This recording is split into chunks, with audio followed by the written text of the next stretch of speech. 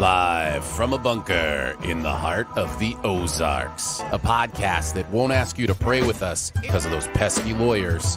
It's Sif Pop.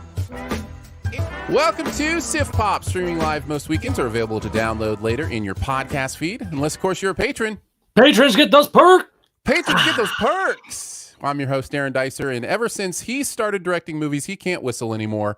It's Josh Childs, everybody. See, it's just impossible. Oh. Each week we chat about movies, television, whatever else from the pop culture universe is on our minds. And yeah, Josh is with us this week. Thank you for hanging out with us. Thanks for having me. Absolutely. Absolutely. Excited to talk to you about a plethora of things going on in your world and in your life, and also talk some movies with you. We're going to talk about On the Rocks, Sofia Coppola movie that just came out, and then a movie recommended by Josh for the show, The Wolf of Snow Hollow. So Jim Cummings. Yeah. Not Winnie the Pooh Jim Cummings, No. but the other Jim Cummings. That's his middle name. Jim, not Winnie the Pooh Cummings. That correct. Weird that his parents named him that, Yeah. but it makes sense. I guess clear. You don't want to get it confused. So we're gonna have a good time. But you may be asking, okay, why is Josh hanging out with us today? Well, let's get to that. First, I will say, how are you? Like, what's been going on, man? Like, I know we're going to talk a little bit about the movie making you've been doing, but and I'm sure that's dominated your life. But things good? Like in your town? Like, how are things? I'm good. We my youngest just celebrated a birthday yesterday, so that was fun. I ate too much cake. But generally speaking, I am well. I think like most people, we had a little bit of cabin fever for a while since I've talked to you last. But not the actual fever? Not the actual fever, just the cabin fever. It's an important distinction to make. You know. I'm used to working from home and stuff, and we actually homeschool, so the boys are used to that as well. But they did lose a lot of camps and a lot of socializing that homeschoolers have, this last year. So we're doing well, though. We've managed to, get some community, even though. It has been difficult. It has been difficult. Yeah. It continues to be a difficult, crazy world we live in. I don't know if you saw this. We had an election this past week as well. For school board?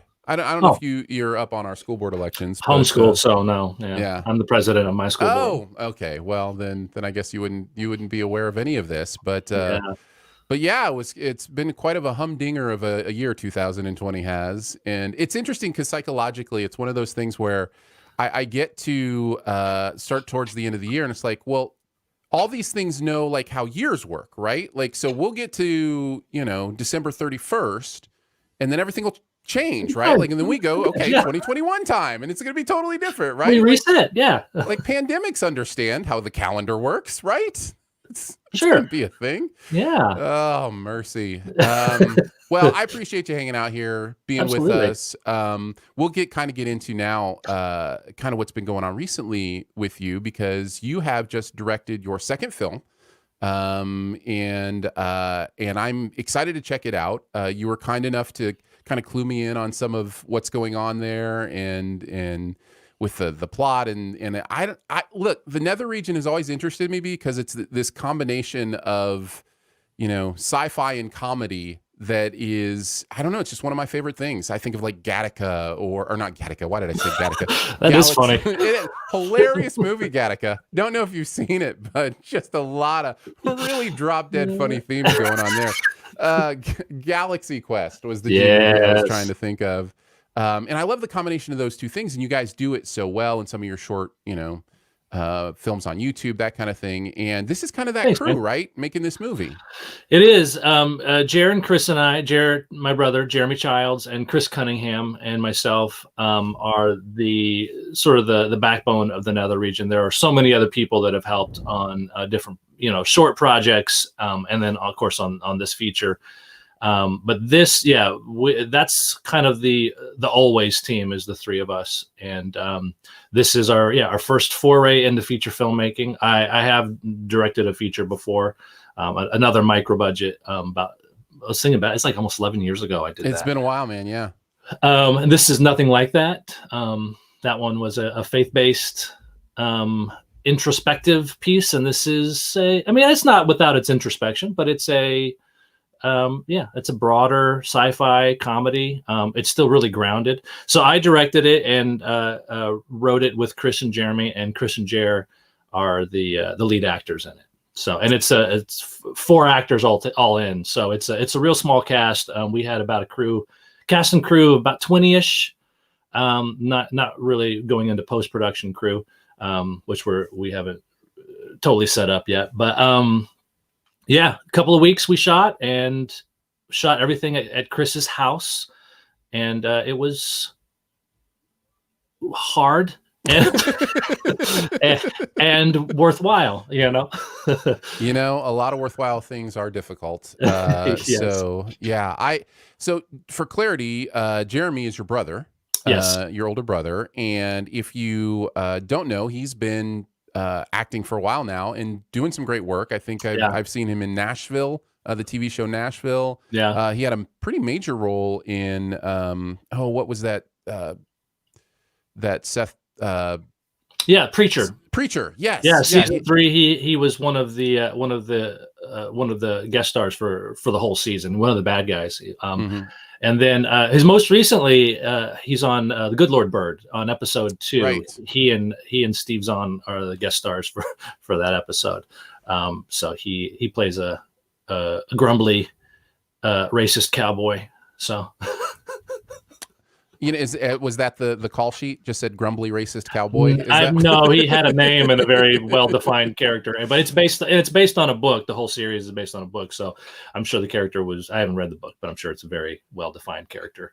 But he had a blast on that. You also found yourself on television recently, playing a judge. If I can remember correctly, I don't remember the name of the show. Bluff City Law. That's what it was. Bluff City Law. The short-lived NBC drama with Jimmy Smits. Courtroom drama. Didn't last after the season. How does it feel to be directly responsible for the canceling of a TV show? That's getting used to it.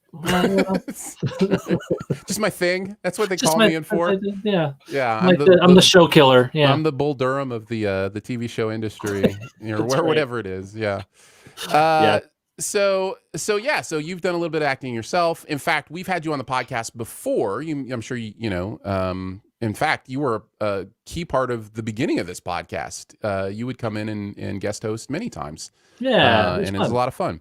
But last time you were on, I believe we talked about a movie that is now one of the biggest hits at the box office in 2020. That's right. The War with Grandpa, and the fact that you had a De Niro scene in that. Yeah. Have you had a chance to watch it yet? Is my first question. No. It opened up while we were our first week of production. Mm-hmm. So it was that we had been shooting for 3 or 4 days, so we were already like 6 days behind. Just kidding. I had a great AD, so we weren't 6 days behind. So it came out, and then I didn't have a chance to really look at it through that, and then we jumped right into all the other business, doing pickup shoots and getting prepped for post-production. So I haven't had a chance to go see it. My mom has, and she said that there's not enough me in it. So that was my feeling when I watched the movie. I was like, not enough Josh. Where's Josh? So yeah, you and your brother come in as EMTs. Once it's a prank war between a grandfather and a grandchild. In fact, I think we talked about it on the show a couple weeks ago. I think so. Okay. But yeah, you and your brother come in and wrestle around with De Niro for a little bit, and so it's terrifying. Yeah. It was terrifying.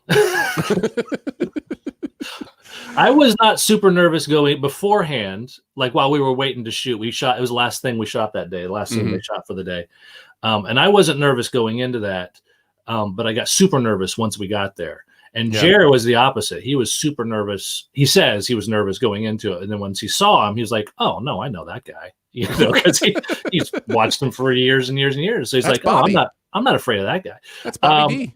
So we would do our scenes, and then you have to go back to one. Is what they say, which is reset the scene. And our reset was outside the door, and every time they called cut, like I was back at one right away because I didn't want to be anywhere near the reason that things didn't work out smoothly. But Jer would take his time and listen to conversation and have a little more quality time with Bob before he would exit. But I was I never really relaxed the whole time we were shooting. Once we were done, I was so glad that I had the memory of it. Sure. But Jared had a much more enjoyable time actually shooting it. If you could go back, would you kind of embrace a little more of the Jeremy style and stay in, or do you think you would do the same thing?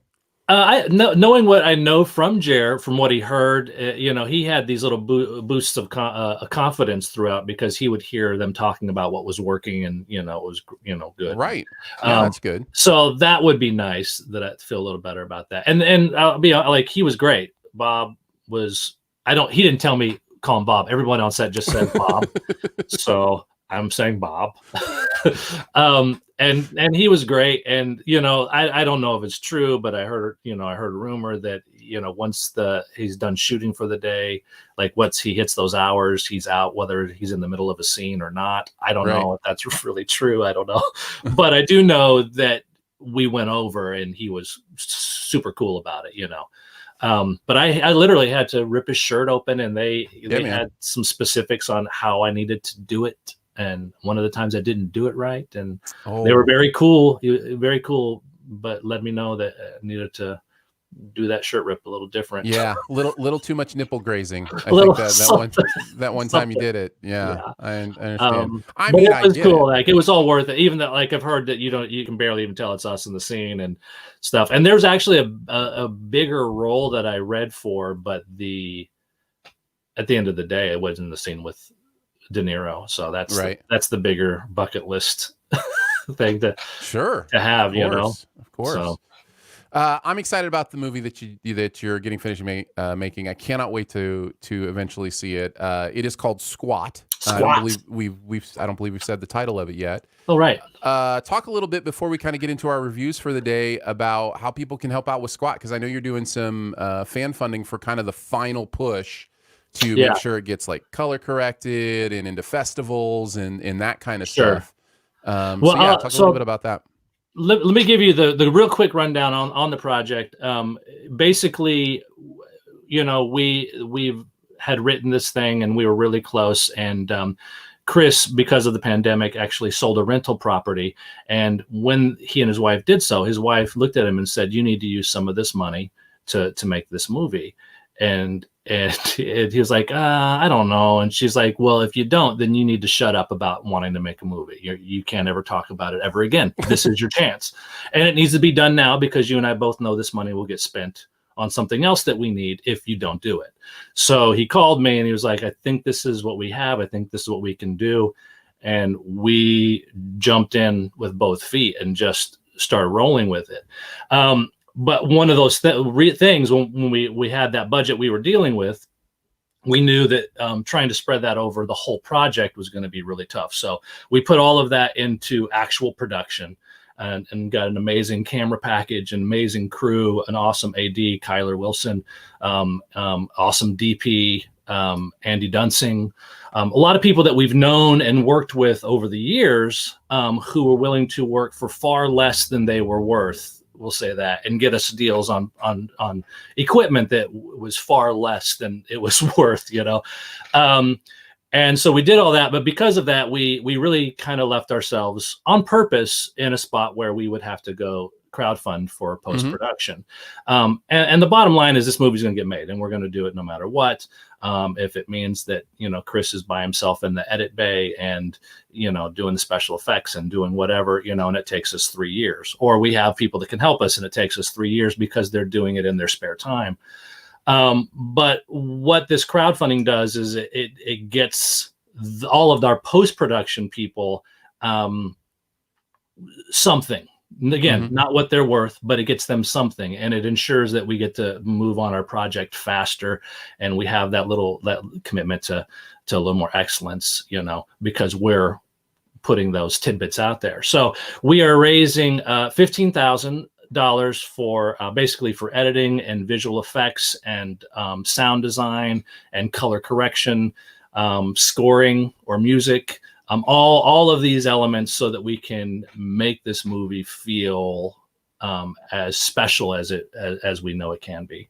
Right now, we're about at the halfway mark of the crowdfunding, and we're closing in on $6,000. So we're Nice. between 35 and 40% funded, which is not a bad spot. And it's actually really good. I mean, it's been really humbling experience, the people that have already supported us. But you can support us by going, and I don't have the link. I can say this and you'll see it, but it's Seed. If you go to Seed and Spark and look for our project, which is called Squat. Seed and Spark is a crowdfunding platform specifically for filmmakers. It's also a distribution place, a platform that you guys should check out as well. But if you search for Squat, or you can go to the Nether Region social media pages, and we've got links to the funding there, the funding page there. But you can hear all the details. You can see, we've got a couple of videos up. We've got some updates of how the thing's gone so far. But we're really excited. We're really happy. It's been very humbling that people have, done just already started helping out on a project. Like, it's so weird. It's a movie that's not made yet. It's still in our brains and in our hard drives, and people, believe in us or believe in the project enough to do that. So anyway, it's been pretty awesome so far, and it's been a lot of hard work. It's almost like producing another movie, producing a crowdfunding campaign. Yeah. But it's been worth it. And we've had a great help, a guy named Kent Nichols, who I've known for years, but he does this a lot. So if anybody wants help with their own crowdfunding, you can give him a call, but or a text or email, or what is social media shout out or whatever. Sure. Carrier pigeon. I get it. Yeah, right on. He can help him out. I realize I haven't said, can I actually say the log line of the movie? Do we have a few seconds still? Yeah, do it. So I can tell people what it's really about. Give us the rundown. What is Squad about? So I've been working on the log line, is why I wanted to try it out, because I feel. You've been practicing. You've in fact, I think you've been heading to places with elevators, just so it can truly be an elevator pitch. I can give my elevator pitch. Yes, with a mask. So but here it is. So after the tragic loss of his wife and child, an agoraphobic writer becomes content to believe that there is a force field around his house. And this belief is brought into question when a mysterious cowboy, played by my brother, Jeremy, when he comes into the house and refuses to leave. So it is, there's the promise of science fiction, even though there's the question mark of the force field, but I promise it's science fiction. It's a comedy. It's kind of a weird buddy comedy. We've seen Fight for House movies before. We put some new stakes on this one, but it's got a lot of heart too, with such a big, broad sort of concept. That's it could be really silly or not, and it's really grounded. It's a really grounded piece, so it's funny. It's definitely a comedy, but it's not big, broad, silly comedy. It is, it's Jared and Chris both play the truth and the reality of the movie so well as our other actors, Tamiko Robinson Steele and Julian Vaca. They all kind of walk the tightrope, as it were, and it looks amazing. And anyway, I'm just really excited about it. Not every movie can be as funny as Gattaca, so it's okay if the humor is a little more subtle than that. But yeah, it's a real thinker. I just wanted to give you that encouragement. I am, like I said, super excited to eventually see it. If you want to support it, Seed and Spark, just search for Squat there. Highly encourage you to do that. I think you're closing in on halfway, so to be able to kind of put that over the halfway point and start, running out of the woods. Yeah, I think that's our next like, big hurdle is to get that halfway mark. So it'd be really sweet. Yeah. And if you are watching this live, the link is in your chat or in the comments of wherever you're watching this. So there it is. You're over there, and it's down there. Correct. Yeah. High five. Wait, wrong. I did it wrong. You've had more practice. I have. High you five. Just have to go opposite of what you're thinking. High five. Okay, very nicely done. The podcast people are going to love this section of the podcast. Oh, sorry. No, it's great. Film is a visual medium. That's right. That's definitely right.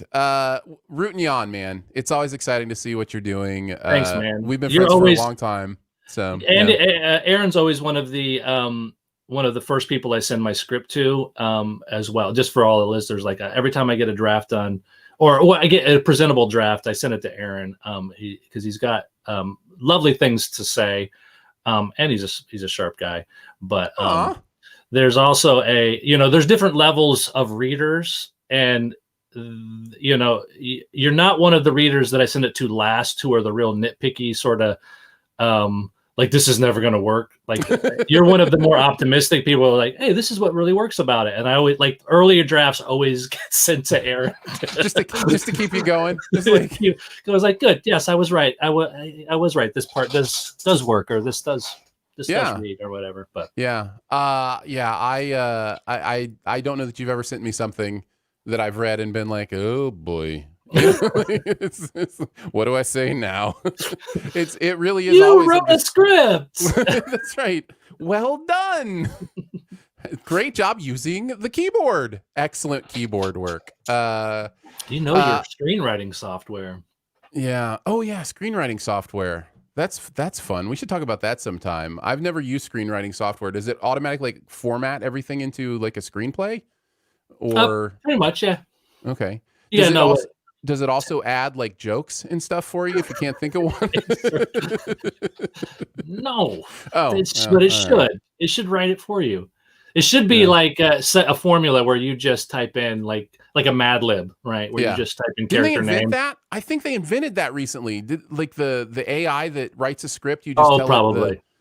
I know that what is it? The Save the Cat screenplay books were very template-y like that, and a lot of people are not fans, but they basically break it down like the different genres of movies and what should happen at every few minutes and things like that. But lots of formulas, lots of math. Best to you, man. Excited to see it continue to go. And if you again want to support, hit up that link that's in the comments, or just go to Seed and Spark and search for Squat. Yeah, we do have some incentives. By the way, I guess that's I took that for granted with crowdfunding, but there are incentives. It's not just we don't just want your money.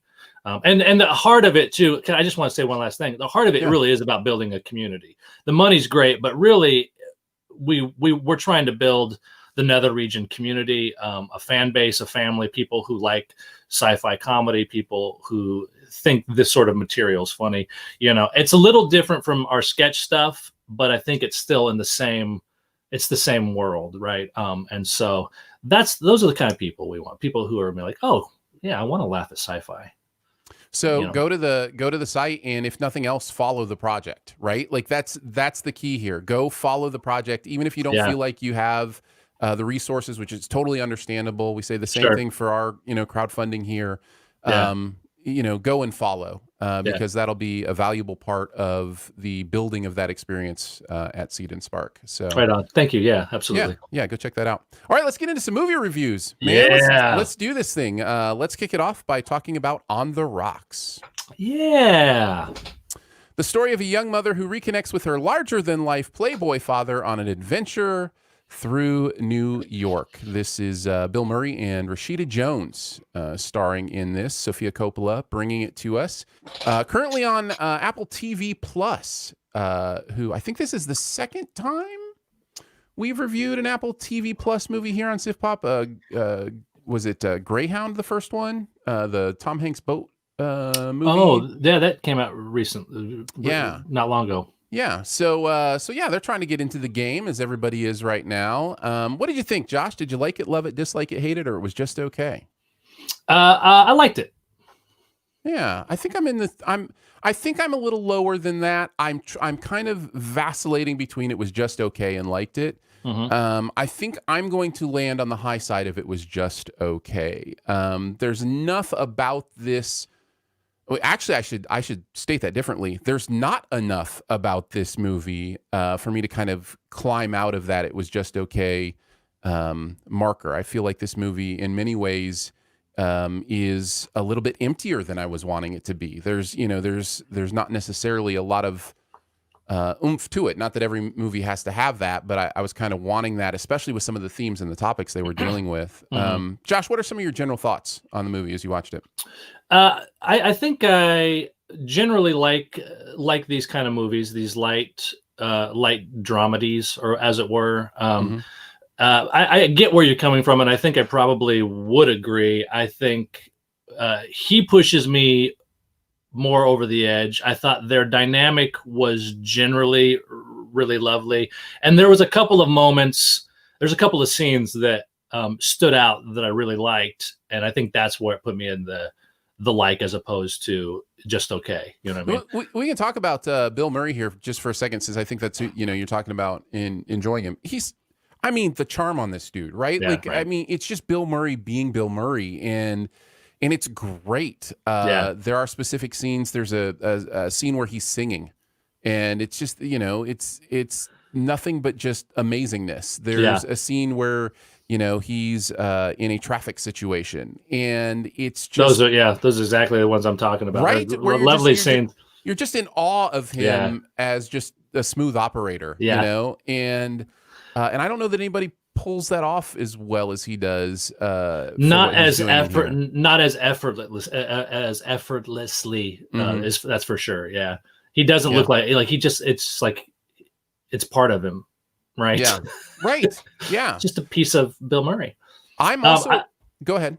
I was going to jump off for a second. I actually say that I loved the little girls in this as well. The Rashida Jones's daughters, Yes. especially the youngest. She was ridiculously charming. And there's one solid scene. It's just like a playful scene with him. He plays their grandfather and the two girls, and Is that it the poker scene? yes, with the shoe. Like, it starts with him putting a sock in the kid's face, and does Yeah. my foot stink? Yeah. And the whole scene is just like, it's just a lovely, charming moment, and that's the tone of that carried me, much further into the movie past that scene, even. Yeah. Yeah, they're great. I am personally a Rashida Jones fan. I love her and the stuff that she's done. Mhm. I think you mentioned their dynamic is great here. I don't feel like she's given enough to do in this movie. It is very much about him and their relationship, even though the movie, I think, is trying to be about her. Mhm. Because honestly, the primary conflict of the movie is about her relationship with her husband. And yet at the same time, I feel like there are moments this movie wants to say something through her character, but then just kind of goes halfway. It just kind of, you mentioned the traffic scene, and her response to that is fine, but I don't know. It could have been more. There could have been more Yeah. to that, and it's almost like the movie doesn't know how to balance his charm with the reality of his privilege and the reality of what it wants to say about him. And so I think the movie fails to go deep enough because it's struggling with that character being so likable, but also kind of the antagonist in many ways. Yeah. It's a weird, I'll say this, the context of watching it, I think, played a part in it too, because if had it been a theater experience, I don't know that I would have enjoyed it as much. And had I been really thinking about the the Lost in Translation. Yes. Wait, yeah, right. Sorry. Like, in those terms, I don't know that I would have enjoyed this as much. You know what I mean? It's a weird, it's a disconnect. It feels a little disconnected in that regard. Like, if the fact that it's a streaming and free and all that's like, I like it more. If I had to work harder for it, I don't know if I would have liked it as much. I'm finding that so much reviewing Yeah. movies this year, Yeah. where it is both the comfort of my own home, where the expectations are just automatically lowered by a couple points. It's just true for whatever reason, psychologically or whatever. Yeah. And so movies have that going for them. And also, I'm not going to the movies. So it's like, look, a movie. And it's so there's this like this, especially with my personality, you mentioned my unbridled optimism. I want to love stuff, right? And so like, hey, here's a movie, I want to love it. And so if it gives me even just the slightest chance to love it, I will. Yeah. And so I've experienced that a lot this year. I bet there are a lot of movies this year that I came away really liking or even loving that in a normal year I may have had a different reaction to. I'm thinking specifically of movies like The Old Guard or, stuff like that, where it's just like, man, I love that movie. It's so much fun. And I love the scene. And it's like, yeah, but do you? If you watched it again 2 years from now, would you feel the same way? Yeah. So yeah, I'm having that experience quite a bit this year as well. And this movie is one of those movies. I watched it and I just had a good time. I just enjoyed my time watching it. I never felt bored. I always felt interested in the characters. It was only in trying to think about kind of the themes and what the movie was doing where it kind of started to fall apart for me. Yeah. And not just thematically, but also the movie doesn't answer a lot of its own questions. It really doesn't. It doesn't take time. And I don't even just mean in a philosophical way. I mean in a plot kind of way. There are many moments of this plot dealing with I don't think it's a spoiler to say, a possible affair, that her husband might be having. And there are many points in this movie where it presents you with clues or information or whatever. It just never touches on those things. Never pays off. Yeah. It's not interested in paying any of that off. So much so that when the climax of the movie happens, I was skeptical that was the climax of the movie. Right. Yeah. And so it felt. I would say this, going along with the, just all right, is that the end of it feels like it just kind of, then it was just over. Mm-hmm. Right? It's like, I guess that's the end of this movie, this story. Okay. It was anticlimactic. I will say that I love their dynamic, but the end, sort of the climactic moment between her and her dad. I don't want to spoil, but Sure. There's a conflict and it comes to a head. And I thought that was really dry and mishandled. Mm-hmm. And then I thought the resolve was very dry and mishandled. And I don't know if it's the script or if it was them. I was even looking at the editing a little bit, because the editing was real dry in those moments. It's just very, clean, tight one shot, and then a reverse of tight one shot. And, but it's kind of off to the side. So you feel a little detached from it. I don't know. So I don't know what the real culprit of it was, but, ultimately it feels like a movie without consequence. It feels like a movie that is uninterested in the actual consequence or movement of its themes, plot, characters. It's more interested in just being there, being fun or light or fluffy and again, I think maybe some of it comes down to wrestling with the charm of Bill Murray in the role that you've given him, because that role needs to be a little uglier, I think, if you're going to have consequence to this movie. And sure. you just can't, at least the way it was performed and the way it was directed, you just can't make that role in this movie that ugly. You can't. Yeah. And that it is okay for the antagonist to be likable. You can pull that off, but in this movie, the movie seems unwilling to wrestle with it at all, even if that is going to be a thing. So yeah, I guess I would ask somebody who'd seen this movie. I guess I'll ask you, do you like Bill Murray's character? Yeah. I don't think the movie wants you to like Bill Murray's character. I think so. Right. That's the problem, right? Like, because you can't help it. Like, if you're going to put Bill Murray in there and have him do that, he's played grumpier, less lovable characters. Sure. than this. He's not, but that's not his character. Mm-mm. I mean, I guess the character's thing is like everybody loves him, and he's kind of a charmer and can talk himself out of jams and stuff. And so, but I think you're right. Like the real key to that is what is Rashida's life like in the shadow of that? And I think they take it for granted what that is. Like we can draw some conclusions, but they never really verify it for us. Right. But yeah, So, it's tough. I liked him. I don't know if I'm supposed to, but I did. Anything we haven't mentioned Marlon Wayans, who again, for being a primary part of the force of this movie, the driving force of the plot, really is hardly in the movie. So we haven't talked about him much. Jenny Slate, I wanted to mention. She's hilarious.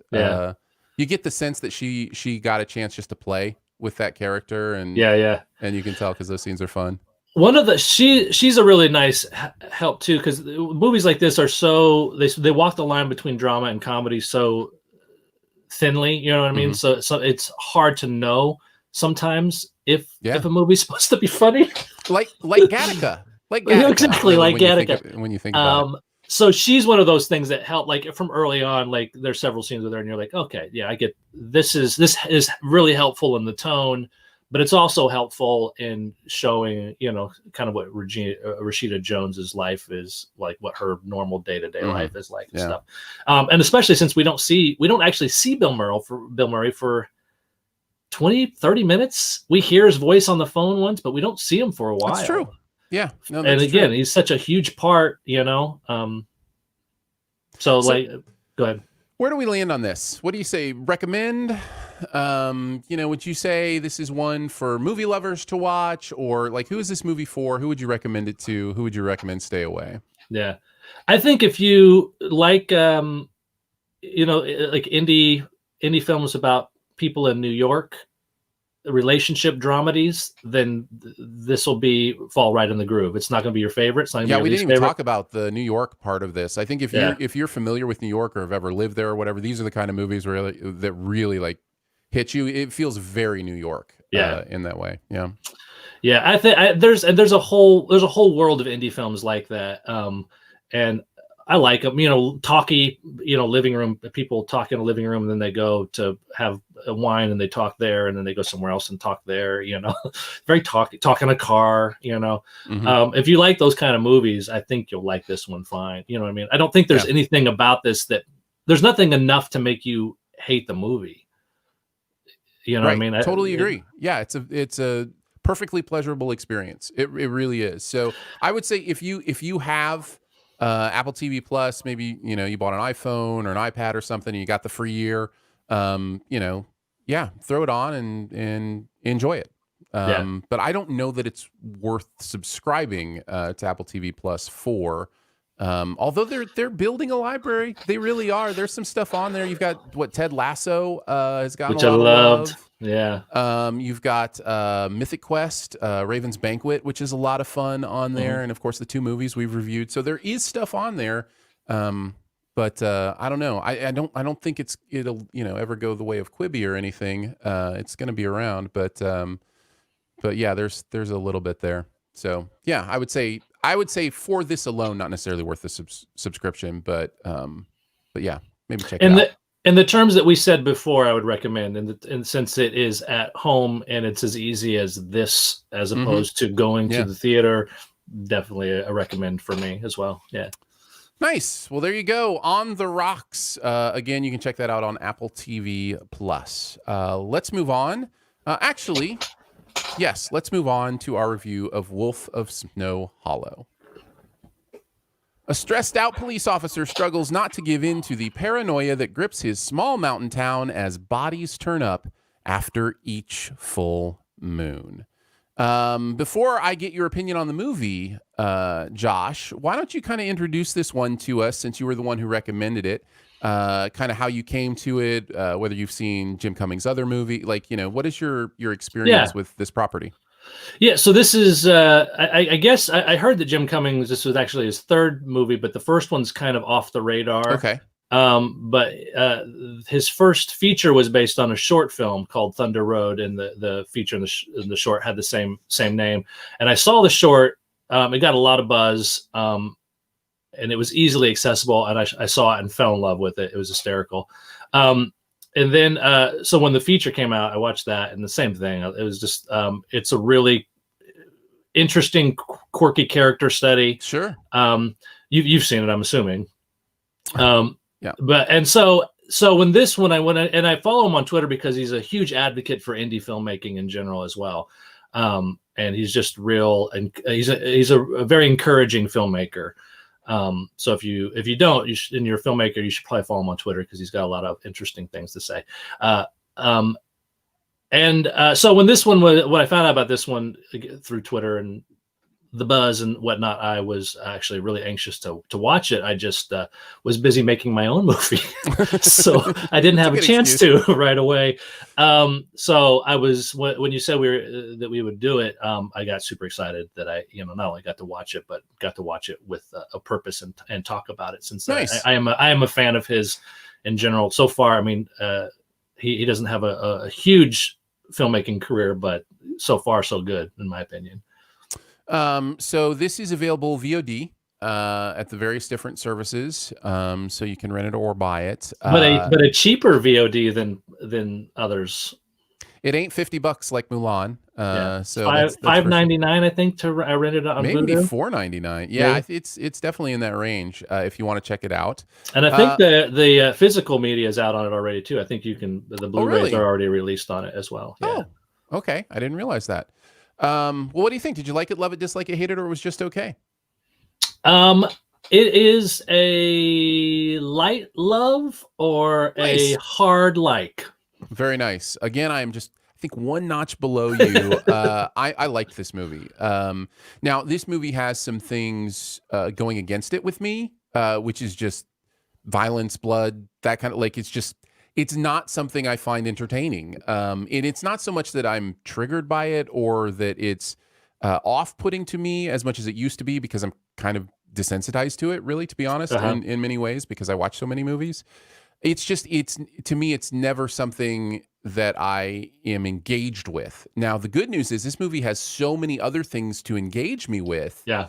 That stuff, really just kind of was wallpaper for me. And then I got to enjoy the comedy, which I thought was really subtle and really fun in this. Very human. The comedy in this is very human, as well as the plot. It's a really interesting plot mystery. I liked it. I thought they did a great job with that. So so I land firmly in the liked it part for this movie. What are some of the things that you really loved about it?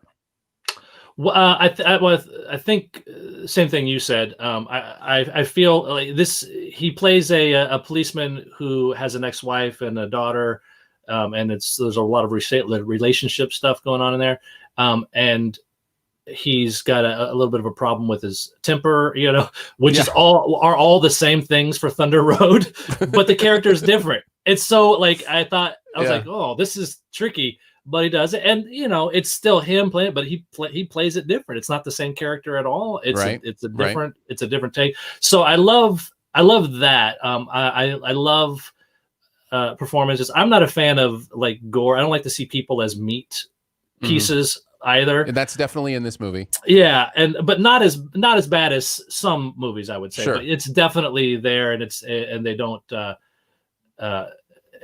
It's got some gruesome elements to it. Well, I would say that they're not shy about it. Yeah, but they're also not exploitative about it. It never felt like it was, look at this grossness, look at this gore. It was just, this is what the scene would look like if this happened, kind of thing. So I thought it was balanced pretty well. But I agree. I think if somebody, like, there are definitely the film goers who that's why they want to go see a horror movie that's got a lot of gore and blood, and they're probably going to be disappointed. And I do think, like what you said, there's so much. It's such a piece of the puzzle. There's so much more going on to it. Yeah. The mystery is there. The suspense of it and the horror element of it is there. But I know I'm not a huge fan of hard horror films. And I felt like this was all relatively safe in that regard. Mhm. You know, they set reminded the me mood well, but I didn't feel like I was, looking over my shoulder, terrified or something. It honestly reminded me quite a bit of an X-Files episode. Not a Yeah, specific one, but just in general. Like yeah, very much, you cut 20 minutes off this movie, it could be an X-Files episode. And in yeah, all the best ways, yeah. when I say that. So yeah, that's kind of how I felt, about the mystery and the plot. It just felt like a really nice, self-contained, let's solve this thing and figure it out, and a good resolution, and a fun little. I wouldn't even call it a twist, but just kind of the way the story moves towards the end, I thought was really fun and clever Hmm. and interesting. So yeah, it's just really well done. It's very competent, and that kept me engaged in the movie all the way through. It's What? also our last time that we got to see Robert Forster, Correct. and I thought it was a fitting farewell. Yeah.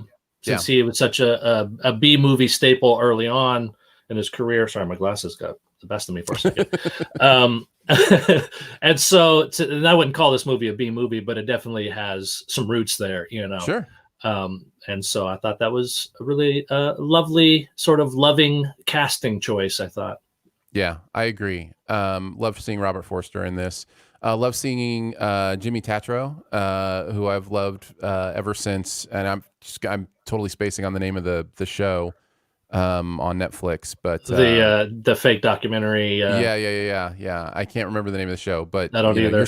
you're screaming it at your podcast right now, and that's fine. I appreciate it. Maybe somebody in the comments will bail me out. But he was so great in that, and I wondered if he'd be able to kind of expand past that kind of dumb jock character that he plays there, and I think he's finding his way. He was also in another movie this year that I enjoyed too. So I'm enjoying seeing him more. So it was nice to see him in here. Ricky Lindholm, who I've seen do other stuff, is great in here too. So Mm-hmm. yeah, just kind of put together a nice little cast, and they're all doing their job. And there are times where I'm like, yeah, this kind of a lower budget cast. That's okay. I can kind of tell, but it's It's still still a smart cast, I thought. exactly, yeah.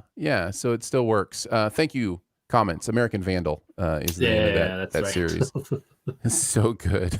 it's very good. Yeah, listen. If you want to see Jimmy Tatro and anything else, yeah, check out American Vandal for sure. Yeah. Any other thoughts that you want to talk about? Like what about this movie brings it down from a straight love for you? Like you haven't really talked about many of the negatives for you. I thought the ending was a little sudden again, and I'm on the fence about how well they explained it. Oh, interesting. I mean, I got there, but I don't know that I discredit it, but I wasn't confident in how they got there. I'm trying to do this without spoilers, Sure. No, I understand. But overall, I thought it was kind of happened a little too fast for me. I would have enjoyed a little more. Now, when you say how they got there, do you mean how the plot got there, or how the characters figured it out? Maybe a little of both. Okay. Maybe a little of both. Yeah, it's definitely enough that I'm not sure. You know what I mean? think the plot works pretty well for me, as I've already mentioned. I think you're onto something with the characters understanding what's going on. It does kind of yada yada that a little bit, as far as why the things that they're discovering would lead them to this conclusion, and especially right at the end, what light bulb went off. Like I wasn't sure. Yeah. There's a light bulb that goes off towards the end, that creates that final moment, and I was just like, what is that light bulb though? Like, so that I think you're right about that. I think character wise, I did snoop around a little bit too, and there are some pieces of the puzzle that I missed early on. But even missing those pieces and becoming aware of them, I still wasn't sure, like how strong it was. Yeah. Well, that's hard to talk without spoilers. But I feel like I still was satisfied at the end. I just maybe would have liked a little more, just a little more meat somewhere right there. But But that's probably it. And the fact that, if it hadn't been gory, because I'm with you. If it hadn't been gory, I probably would have liked it even more. Yeah, I think I'm there too. I do think we haven't mentioned my favorite thing about the movie. My absolute favorite thing about this movie are the themes. I think this movie does an incredible job at talking about ideas of vulnerability, ideas of abuse, ideas of toxic masculinity, especially, and putting that into, because honestly, a lot of the monster stories that we know are stories written from a metaphorical place, and to present the werewolf story as a metaphor for toxic masculinity and for especially a father who's dealing with his. I mean, this movie. It almost, really, honestly, the theme almost got to the point where it was a negative for me, in that it was really on the nose a couple times. Yeah. And it's not shy about it at all. Like, it's right there on the surface a couple times. Well, it even leans into it a little bit with some of the dialogue, like as a almost as a comedy beat, right? Like right. the intuitiveness of characters, Yeah. But I think that's the that's the tightrope. It's all you want to say it's too much, but then you're like, but they are aware of exactly what they're doing. Right. And at the end of the day, I think that's why it's my favorite thing about the movie. That I didn't feel that it ever got to the point where I was rolling my eyes at how on the nose it was. It just got to the point where I was like, okay, we get it. It's obvious what's going on here. Yeah. And I think you want it to be obvious what's going on here. Like, you're not trying to hide this. So, but I really did love that. And, there is, I mentioned monsters as metaphors. There is that, that idea with the idea of the full moon, and the idea of women being vulnerable at night because there's a little bit more light at the full moon. And that's sometimes where the werewolf idea comes from, of men turning into animals.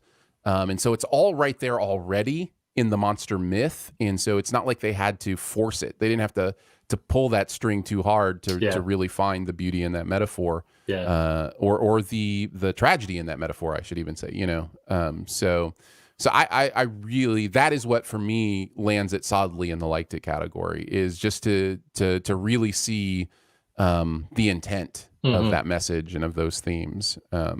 So yeah, I wanted to make sure we chatted about that a little bit. Anything else from The Wolf of Snow Hollow that you want to bring up?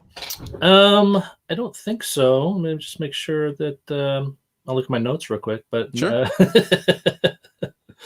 that's why we take them. No, I do want to. Yeah, I did really enjoy the. There's again, I don't think there's a spoiler. There's some non-linear editing techniques that are used at strategic times that I thought were really effective and really interesting, and maybe helped elevate this a little bit from a straight genre piece, but I don't know how. Again, I wouldn't say much more about it because I don't want to spoil anything. But I thought it was really effective and interesting the way they utilize that.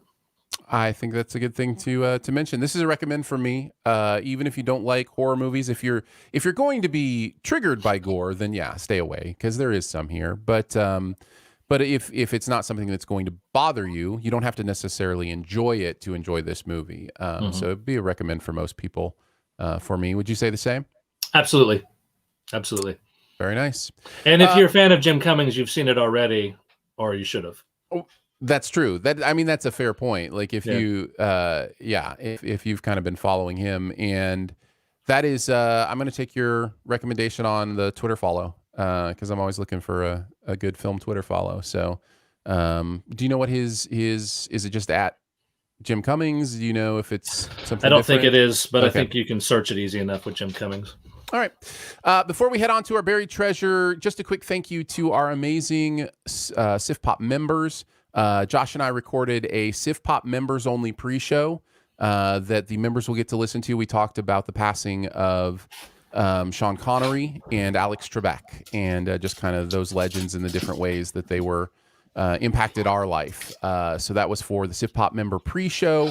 Appreciate you supporting what goes on here. We can only do it because of you. And if you're interested in finding out what all that's about, just go to patreon.com/SifPopMembers. patreon.com/siftpop, patreon.com/siftpop, and you can join there and kind of check all that out there. And then after you go to patreon.com/siftpop, or maybe even before, you can go to Seed and Spark and search for Squat and help Josh out with what they're doing right now.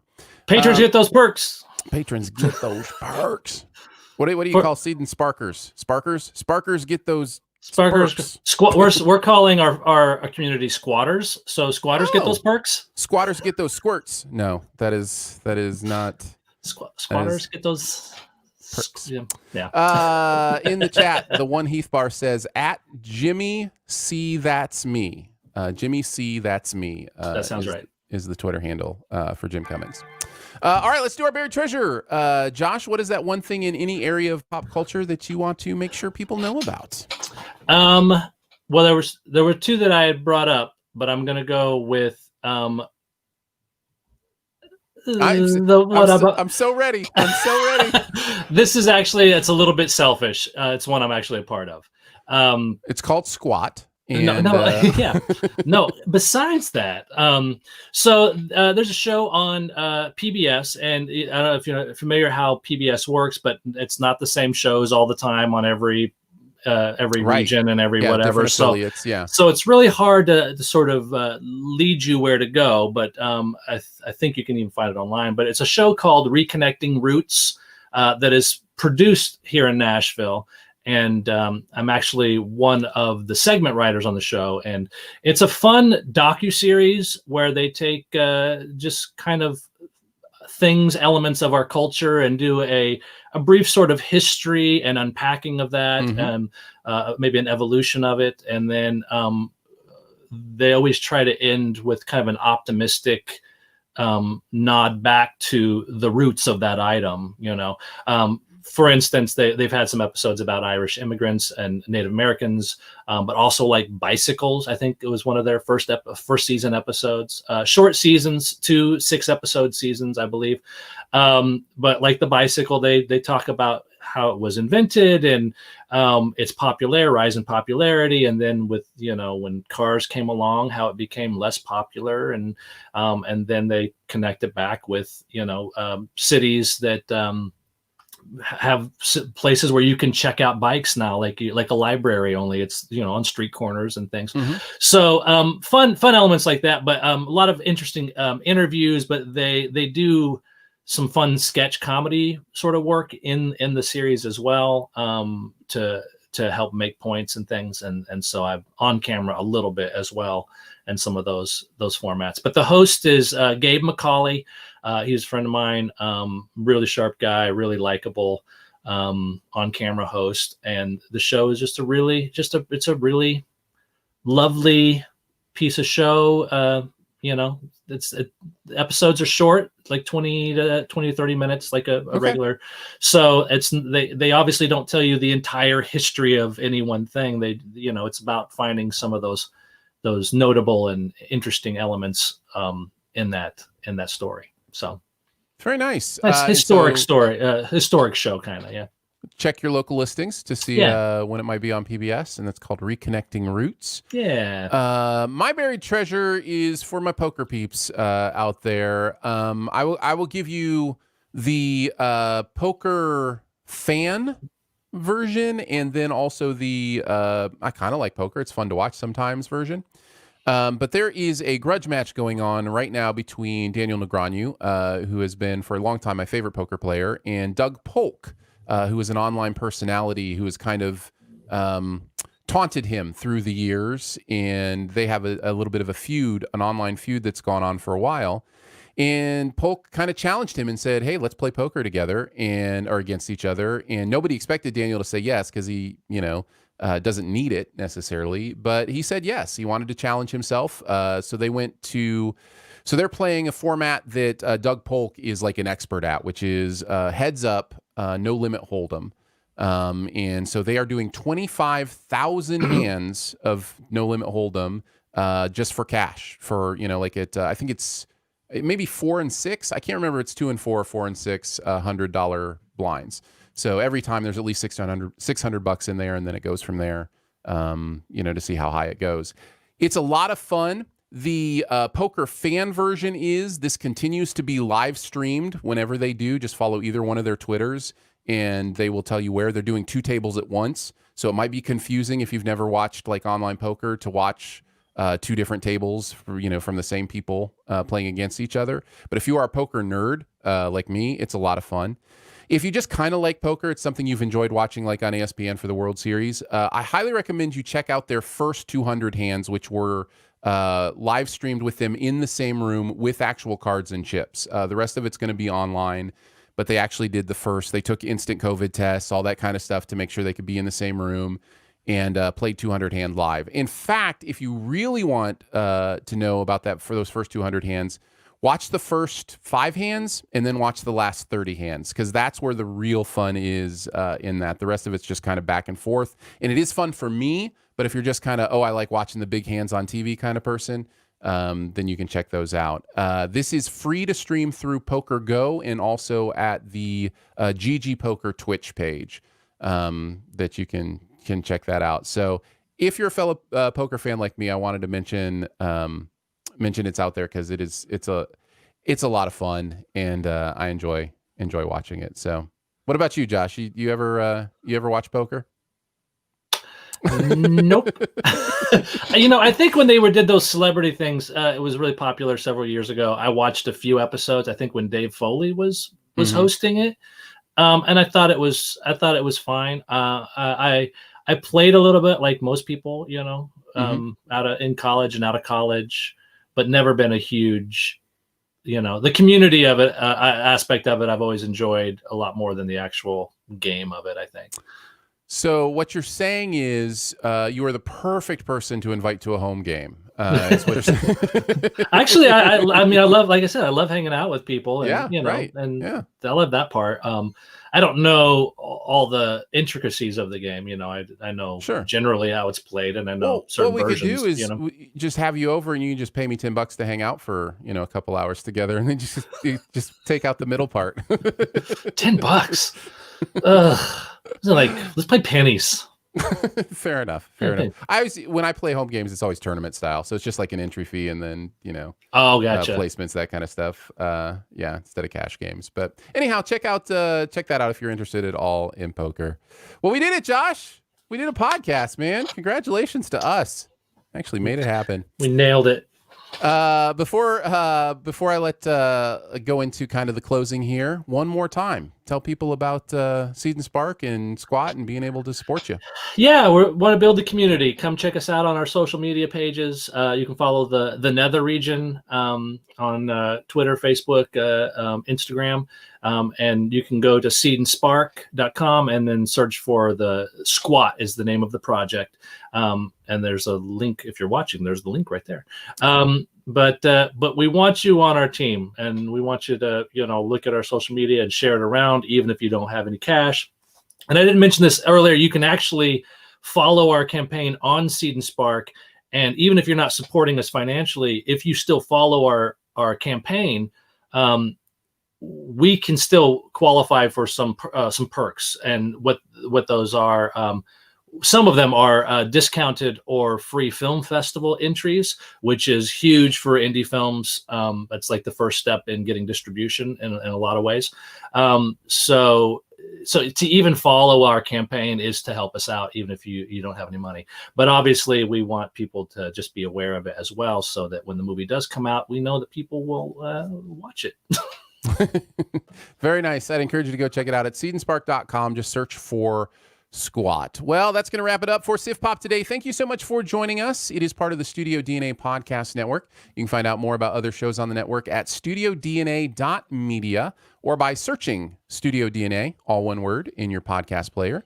Huge thanks to Josh for hanging out with us today and joining us once again. Appreciate you, man. Thanks for coming by. Big thanks to Phil for producing both the audio and the video podcast. We love you, Phil. Thanks, Phil. With much love and gratitude to our Sif Pop members for giving monthly to make Sif Pop a real thing.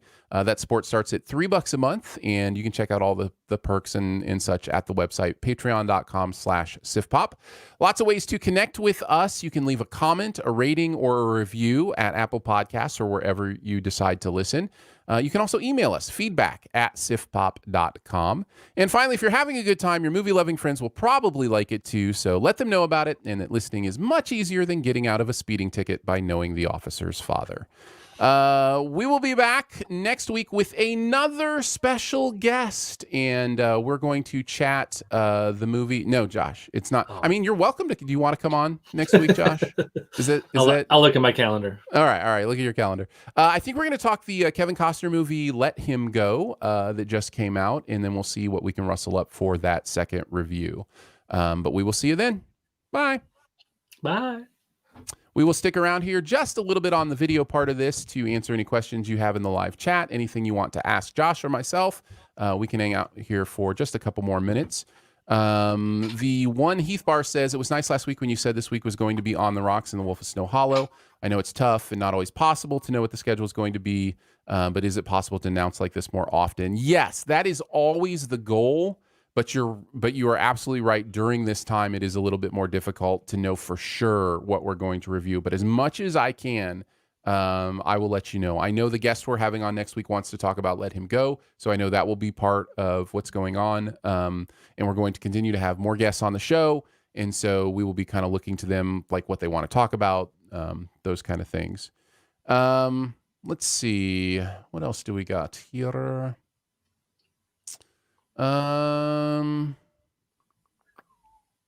Was intrigued if it would be interesting for someone who's not a Sofia Coppola fan. Based on the ratings, guessing that's not the case. What do you think? Would somebody like On the Rocks, if they're not a Sofia Coppola fan or don't even know who Sofia Coppola is or whatever, like, is this a accessible enough movie for non-fans of hers? Maybe. I would say that fans of hers, this is probably not their favorite of hers. I would agree with that. I think this is different from her other movies quite a bit. Accessible is such a weird word sometimes, but that is the word it feels a little more accessible than like Bling Ring or, some of the others that she's done. So that would be my answer as well. Wormalito TV says, Aaron, didn't know if you heard, but your LCS Cougars won the state championship yesterday. LOL. Understand if you don't see this, but figured I'd let you know because I was an all-state player there. I also was an all-state player there. Yeah, I did not know that. And I don't know what sport you're talking about.